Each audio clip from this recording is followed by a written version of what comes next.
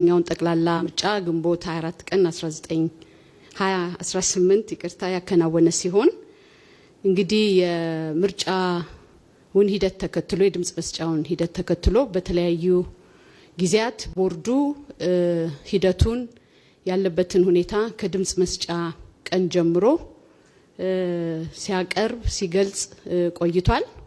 እንግዲህ በዚህ አይነት መንገድ ቦርዱ የድምጽ አሰጣጥን ሂደት ከመግለጽ በተጨማሪ ያንን ቀጥለው የሚመጡትን የድምጽ ቆጠራ፣ የድምጽ ማዳመር፣ በምርጫ ጣቢያ ድምጽ የመለጠፉ ከዛም ወደ ምርጫ ክልል መረጃዎች ተሰብስበው መጥተው በምርጫ ክልል ደረጃ ተዳምረው ውጤት በምርጫ ክልል ደረጃ ይፋ መሆን የሚባሉትን የተለያዩ ሂደቶች በየጊዜው እየወጣን በዚህ መንገድ መግለጽ አስፈላጊ ነው።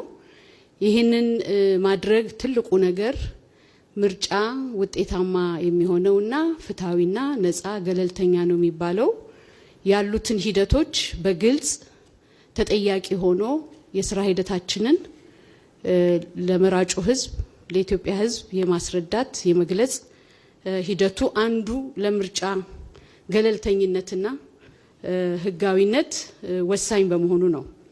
በሌላ በኩል ደግሞ እንደነዚህ አይነት የጋዜጣዊ መግለጫ መስጠት የሚረዳውና የሚጠቅመው ጋዜጠኞች፣ የሚዲያ ሰዎች ሊጠይቋቸው የሚፈልጉትን ጥያቄዎች መጠየቅ እንዲችሉ እድል ለመስጠት ይሄንን የመሰለ መድረክ ማዘጋጀት አስፈላጊ ነው። በሶስተኛ ደረጃ ደግሞ አንዳንድ ጊዜ ከመረጃ እጥረት የተነሳ ያልተገቡ መረጃዎች፣ ሐሰተኛ መረጃዎች በተለያዩ ሶሻል ሚዲያም ጭምር ስለሚዘገቡ ያንን ግልጽ በሆነ መንገድ ለመረዳትና ለመከላከል ይረዳል ማለት ነው። ስለዚህ ይሄንን መሰረት አድርገን ዛሬም ቦርዱ ካለፈው ከቆምንበት ሂደት የምርጫ የድምጽ አሰጣጥ ሂደትና በምርጫ ጣቢያ ደረጃ ቆጠራ ተደርጎ ወደ ምርጫ ክልል ተልኮ የማዳመር ስራ እየተሰራ መሆኑን ከገለጽንበት ቀጥዬ ለማስረዳት ሞክራለሁ። እንግዲህ ባለፈው በነበረው መግለጫ ሙሉ በሙሉ በሚባል ደረጃ ውጤቶች በምርጫ ጣቢያ ተለጥፈው ከምርጫ ጣቢያ በውጤት ማመሳከሪያና ማስታወቂያ ቅጽ እየተሞሉ ወደ ምርጫ ክልል መምጣታቸውን ገልጬ ነበር። ውጤት በቅጽ ተሞልቶ መምጣት ብቻ ሳይሆን ድምጽ የተሰጠባቸውም የድምጽ መስጫ ወረቀቶች በድምጽ መስጫ ሳጥን ውስጥ እንደተቆለፉ ወደ ምርጫ ክልሎች ተጓጉዘው ሙሉ በሙሉ ደርሰዋል። በምርጫ ክልል ደረጃ ደግሞ ከየምርጫ ጣቢያ የመጣውን መረጃ ወይም የድምጽ የተሰጠበትን ይሄንኑ ቅጽ በማየት በማዳመር የማዳመር ስራ በምርጫ ክልል ደረጃ ተሰርቷል። በአሁኑ ጊዜ በምርጫ ክልል ደረጃ ደርሰው የማዳመሩ ስራ ተጠቃሎ በምርጫ ክልል ደረጃ ውጤት ይፋ ያደረጉ ወደ 825 የምርጫ ክልሎች ናቸው። ቦርዱ ምርጫ አካሄድበታለሁ ካለው ከ1138ቱ ምርጫ ክልል ውስጥ 825ቱ የማዳመሩን ስራ አጠናቀው ጨርሰው በምርጫ ክልል ደረጃ ውጤት ይፋ አድርገዋል። ቀሪዎቹ የማዳመሩን ስራ ቀጥለው ይገኛሉ።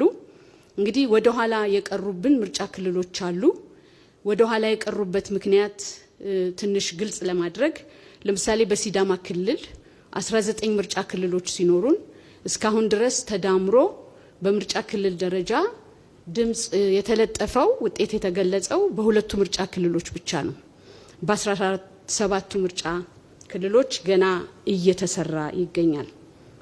ለዚህ እንደ ዋና ምክንያት የሚታየው በሲዳማ በጣም ከፍተኛ ቁጥር ያላቸው ምርጫ ጣቢያዎች አሉ። በአንድ ምርጫ ክልል ስር ለምሳሌ በሐዋሳ ምርጫ ክልል ስር ወደ 303 ምርጫ ጣቢያዎች አሉ። ስለዚህ ከ303 ምርጫ ጣቢያ የመጡትንና የተሰጡትን ድምጽ ወደ ምርጫ ክልል አምጥቶ አዳምሮ ማሳወቅ ራሱን የቻለ ሰፊ ስራ ነው። ከዚህ በተጨማሪ የምርጫ ጣቢያዎቹ መብዛት ብቻ ሳይሆን በዚያ ምርጫ ክልል የሚወዳደሩ እጩዎች ከፍተኛ ናቸው። ወደ 126 የሚደርሱ ምርጫ የተሳተፉ እጩዎች የሚገኙበት ምርጫ ክልል ነው። እንግዲህ ከዚሁ ጎን ለጎን አዲስ አበባም ተመሳሳይ ሁኔታ ነው ያለው። በአዲስ አበባ ወደ 33 ምርጫ ክልሎች ያሉ ሲሆን እስካሁን ድረስ ወደ 11ዱ ምርጫ ክልሎች አጠናቀው በምርጫ ክልል ደረጃ ይፋ አድርገው ከዛም አልፎ ወደ ሴንተራችን ልከዋል። ነገር ግን ቀሪዎቹ በተመሳሳይ መልኩ ስራው እየተሰራ የማዳመሩ ስራ እየተሰራ የሚቀጥል ነው የሚሆነው ማለት ነው። ይሄም በተመሳሳይ መልኩ የእጩዎች ብዛት ወደ 122 እጩዎች ያለበት ምርጫ ክልል ስላለ ያ ወደ ኋላ አስቀርቷል። ሌላው በደቡብ ምዕራብ ከሚገኙት 22 ምርጫ ክልሎች ውስጥ 8 ምርጫ ክልሎች ነው አዳምረው ጨርሰው ውጤት በምርጫ ክልል ደረጃ የለጠፉት። እንግዲህ ለዚህ እንደ ዋና ችግር ሆኖ የተቆጠረው የምርጫ ጣቢያዎቹ ከምርጫ ክልሉ ያላቸው ርቀት ነው። አንዳንድ ምርጫ ጣቢያዎች ከምርጫ ክልሎቻቸው ሩቅ በመሆናቸው ረጅም መንገድ መሄድ አለባቸው። ከዚሁ ጎን ለጎን ደግሞ የመንገዱ ችግር ጭቃ፣ ዝናብ እንደዚህ አይነት ተግዳሮት በመሆኑ ወደ ኋላ የቀሩት በዛ ምክንያት ነው።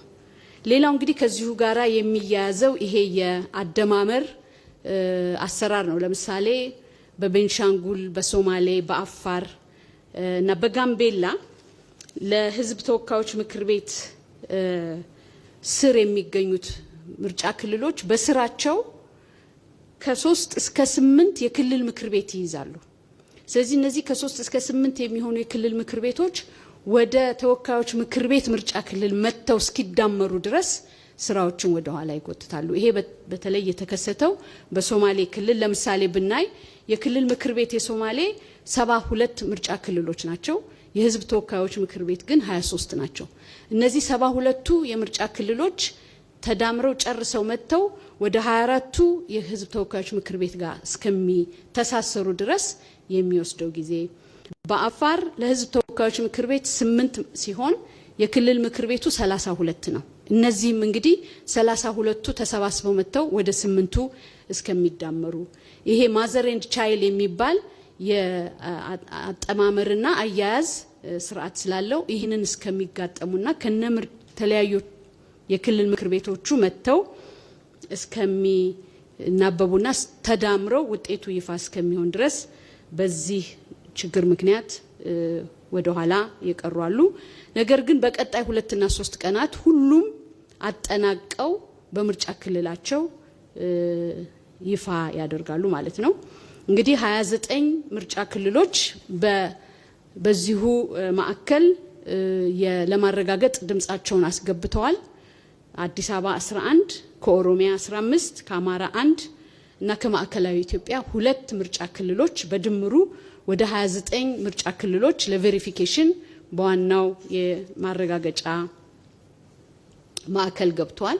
ወደ 176 የሚሆኑት ከአማራ፣ ከደቡብ ምዕራብ፣ ከኦሮሚያ እነሱ ተሰባስበው የሚመጡ ይሆናሉ ማለት ነው። እንግዲህ እንደምታስታውሱት የድምጽ መስጫ ቀን በጋዜጣዊ መግለጫ ስንሰጥ በጸጥታ ምክንያት ወደ ኋላ የቀሩ ምርጫ ጣቢያዎች እንደነበሩ ገልጸናል። በጸጥታ ምክንያት ተጀምረው የተቋረጡ በሚል ቢኖሎጳ ምርጫ ክልል ወደ 77 ምርጫ ጣቢያ ሲኖራት በተከሰተው የጸጥታ ችግር ምክንያት ለተወሰነ ጊዜ ቆሞ የድምጽ መስጫ ሂደቱ እንዲቆም ተደርጓል። ነገር ግን ሁኔታው ሲመቻች በ75ቱ ምርጫ ጣቢያዎች ላይ ድምጽ ተሰጥቷል። 2ቱ ምርጫ ጣቢያዎች ቁሳቁስ ላይ ግን ጉዳት ስለደረሰ የድምጽ መስጫ ሂደቱ አልተካሄደም። በመኮሰቺ ወደ 75 ምርጫ ጣቢያዎች የሚገኙ ሲሆን በእነዚህ ውስጥ በ64ቱ ላይ ቀጥሎ ለጊዜው ቢቋረጥም ቀጥሎ በ64ቱ ላይ የድምጽ ሂደት መስጠቱ ቀጥሏል። በ9ኙ ላይ የድምጽ ሂደቱን መቀጠል አልተቻለም። በሁለቱ ምርጫ ጣቢያዎች ላይ ደግሞ በምርጫ ጣቢያዎቹ ቁሳቁስ ላይ ጉዳት ስለደረሰ ማከናወን አልተቻለም። በቀርሳ ምርጫ ክልል ወደ 105 ምርጫ ጣቢያዎች የሚገኙ ሲሆን እነዚህ ምርጫ ጣቢያዎች ለተወሰነ ጊዜ ተጓጉለው ቆመው ነበረ። ኋላ ግን የተመቻቸ ሁኔታ ተፈጥሮ ሙሉ በሙሉ የድምጽ መስጠት ሂደቱን አከናውነዋል።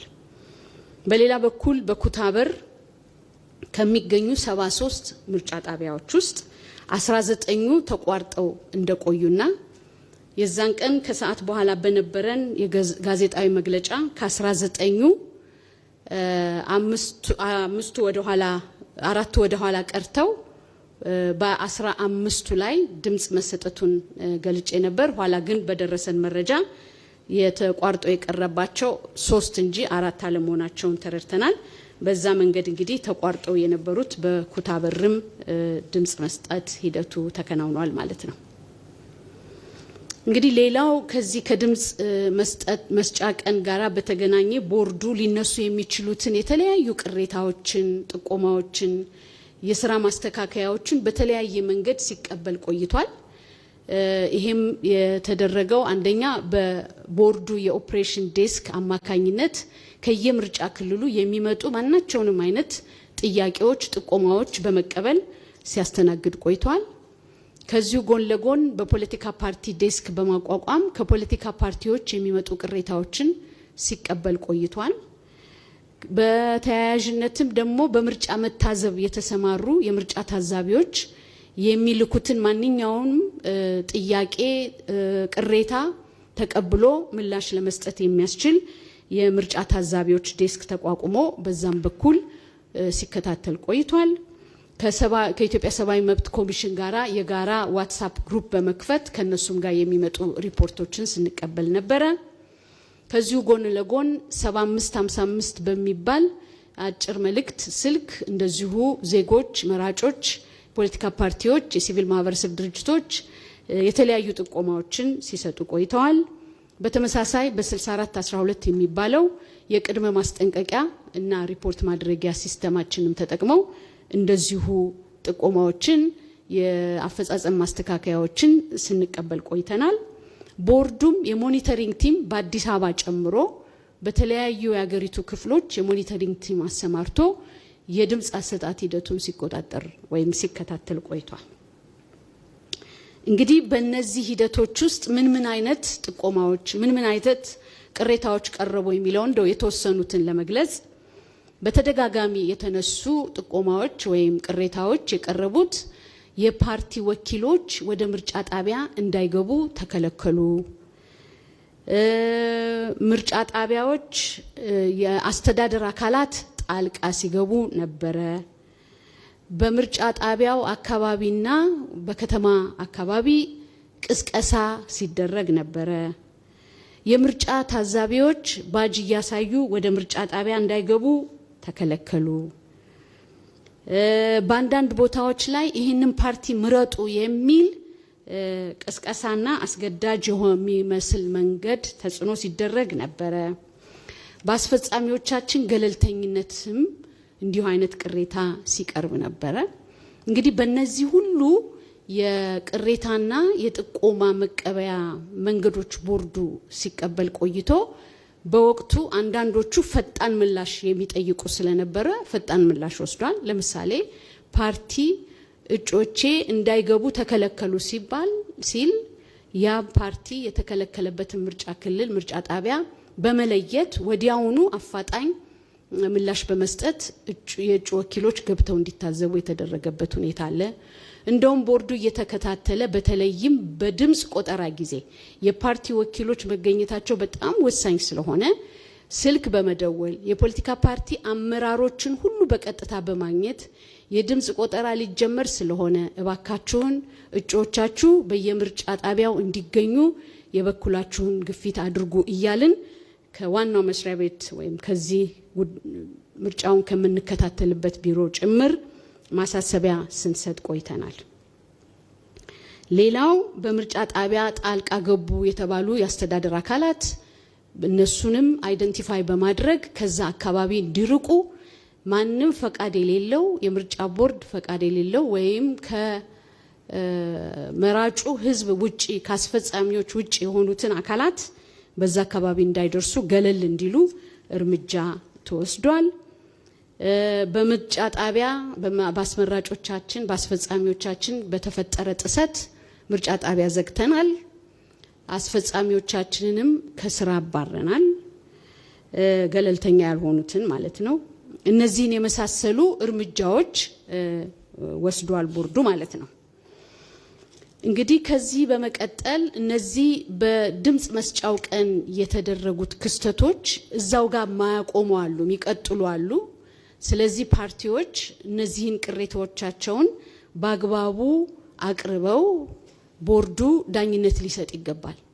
ለዚህ እንዲያመች ቦርዱ የህግ ባለሙያዎችን ቀጥሮ የህግ ባለሙያዎች ጉባኤ አቋቁሟል። በአሁኑ ጊዜ የህግ ባለሙያዎቹ የተቋቋሙበትን ገልጾ ቦርዱ ለፖለቲካ ፓርቲዎች ማናቸውም ቅሬታ ድምጽ መስጫን በተመለከተ የድምጽ አጸጣጥ ቆጠራን እንደዚህም በተመለከተ ያላቸውን ቅሬታ እንዲያቀርቡ ቦርዱ ጥሪ አቅርቧል ለፖለቲካ ፓርቲዎች። ይሄንን ጥሪ ማቅረብ ብቻ ሳይሆን በእርግጥ ከድምጽ መስጫ ቀን በፊት ያው የድምጽ አሰጣጥ ሂደት የምርጫ ሂደት የራሱ የሆኑ እንከኖች ስለሚኖሩት እንዲህ አይነት ቅሬታዎችና ችግሮች ሲፈጠሩ እንዴት ይፈታሉ፣ ቅሬታዎች እንዴት ይቀርባሉ የሚለውን ለፖለቲካ ፓርቲዎች ማስረዳት መግለጽና ያቀራረቡን ሂደት ማስረዳት አስፈላጊ ስለነበረ ቦርዱ ለፖለቲካ ፓርቲ አመራሮች ከድምጽ መስጫ ቀኑ በፊት ቅሬታ እንዴት ይቀርባል፣ ለማን ይቀርባል፣ መቼ ይቀርባል፣ እንዴት ይታያል የሚለውን በዝርዝር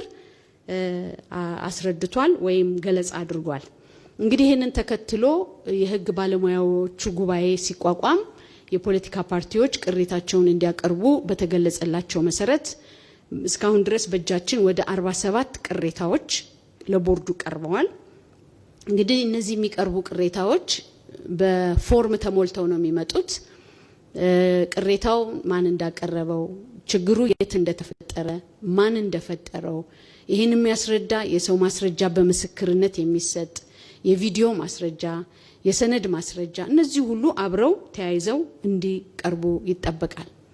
እንግዲህ ቅሬታ ያቀረቡት አካላት እነማን ናቸው ለሚለው ወደ 31 የሚሆኑት የፖለቲካ ፓርቲዎች ሲሆኑ 16ቶቹ ደግሞ የግል እጩዎች ናቸው።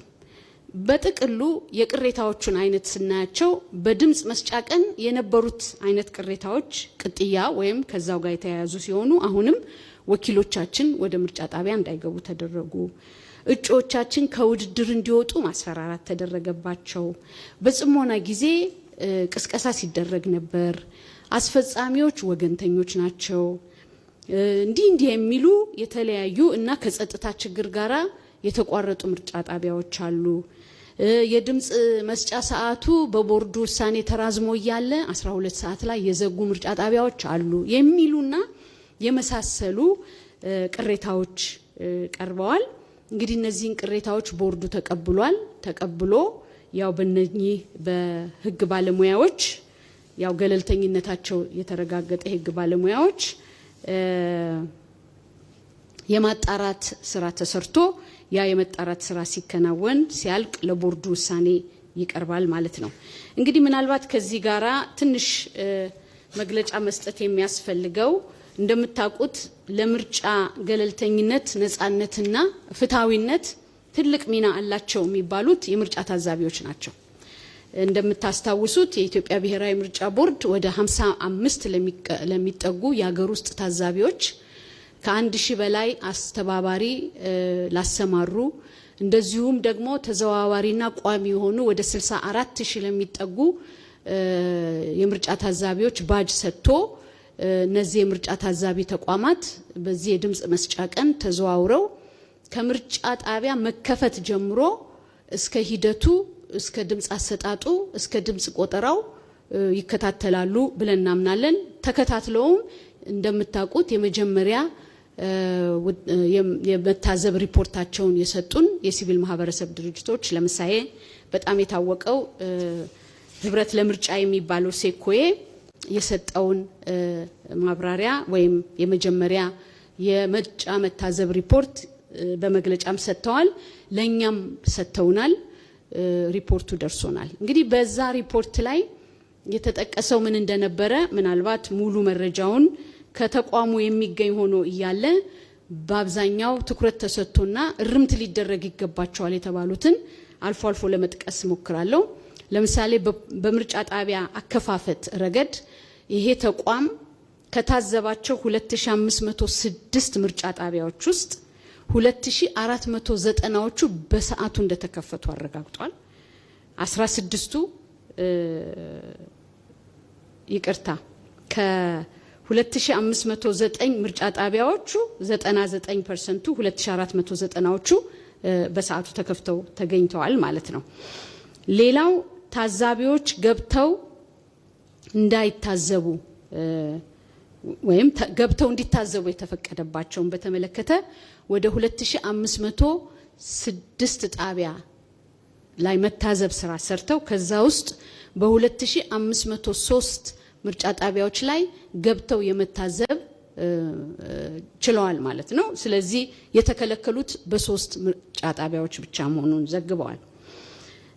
በምርጫ ጣቢያ በወቅቱ መከፈት በተመለከተ ያው ቅድም የጠቀስኩት ሲሆን ምናልባት ዳታውን ወደፊት ወደ ኋላ አድርጌው ከሆነ እንደገና ልመለስ ይቻላል። ምናልባት ላስተካክል። በምርጫ ጣቢያ በትክክለኛ ቦታ የተከፈቱ ምርጫ ጣቢያዎችን ነው የመጀመሪያው። ወደ 2506 የጎበኟቸው ምርጫ ጣቢያዎች ውስጥ 99%ቱ 2490 ትክክለኛ ቦታ በተፈቀደ ቦታ የተቋቋሙ ሲሆኑ ከዛ ውስጥ ግን 16ቱ ባልተፈቀደ ቦታ መቋቋማቸው ያም 1%ቱ ባልተፈቀደ ቦታ መቋቋሙን ገልጸዋል።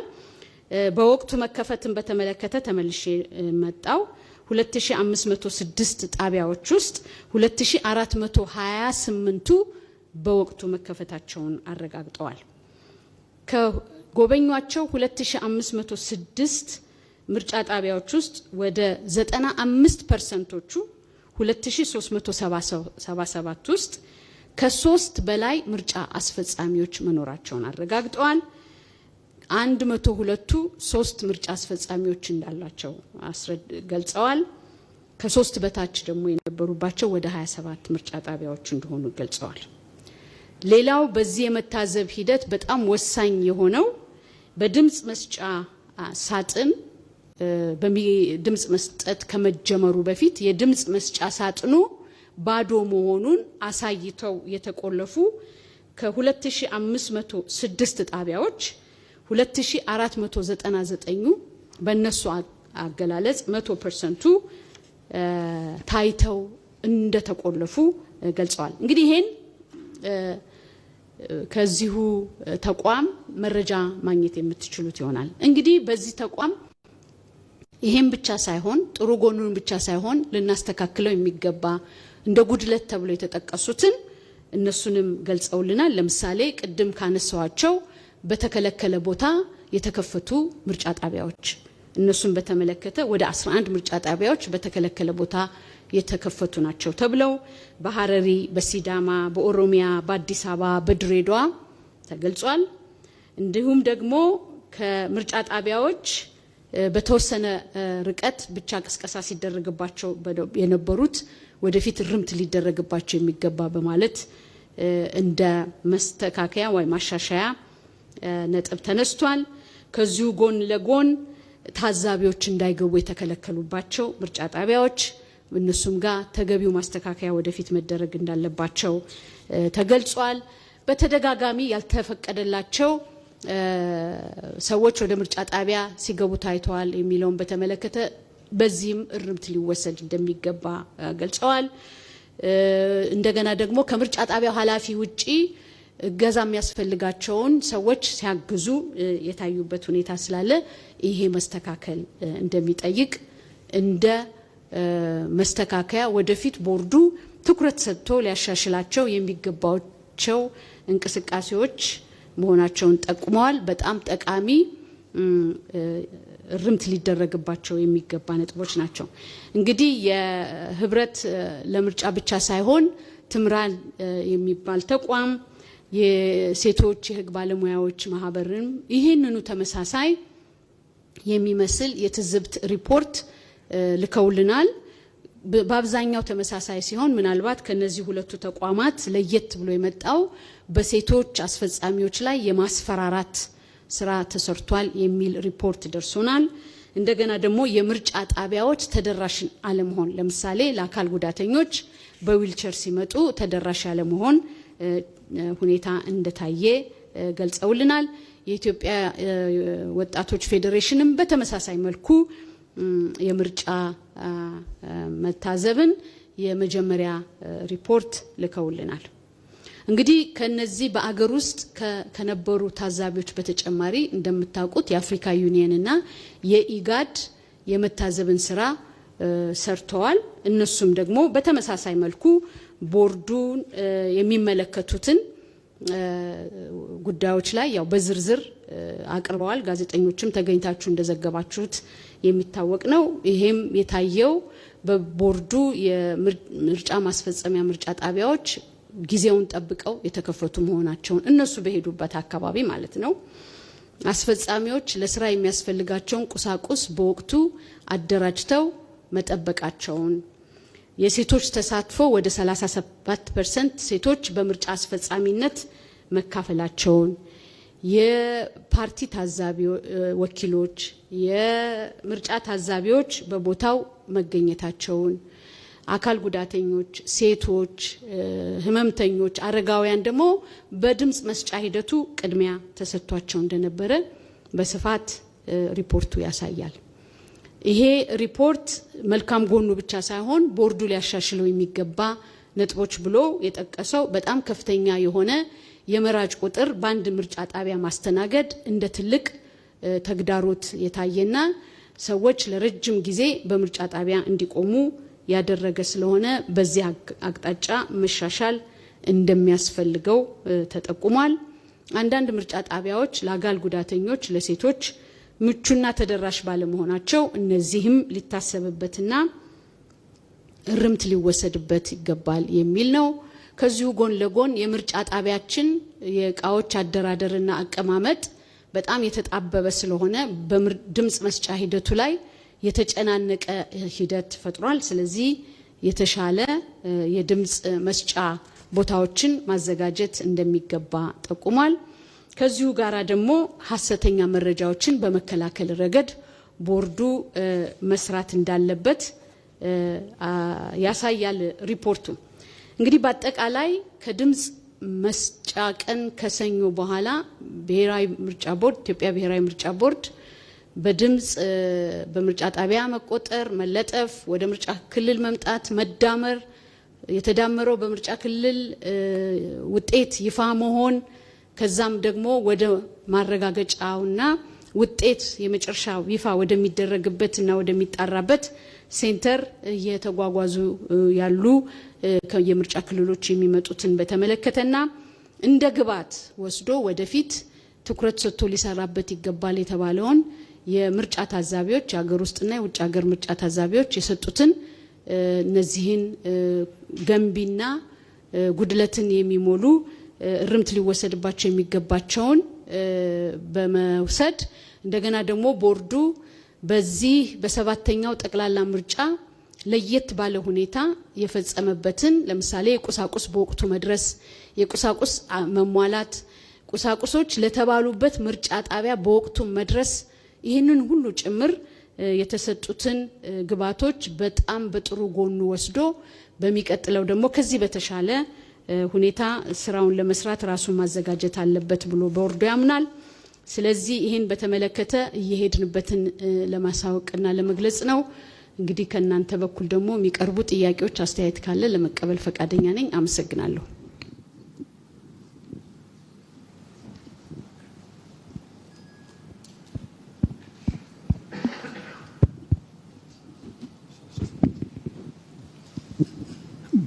የመጣበት ሚዲያ ስምና ሁለት ጥያቄ